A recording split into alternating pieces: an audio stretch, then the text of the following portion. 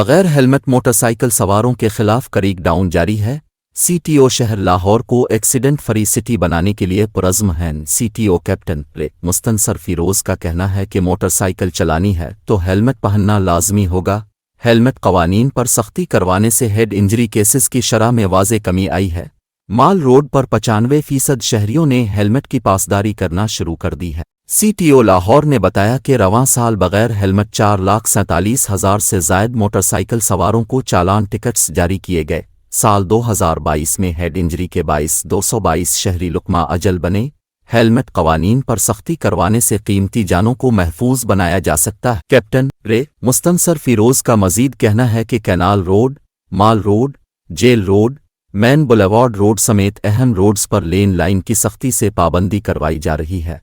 Helmet हाथ में पकड़ने, टंकी पर रखने पर भी चालान किए जा रहे हैं। मुनज़्ज़म ट्रैफिक के हुसूल के लिए कवानीन की पासदारी करवाने में सख्ती की जाएगी।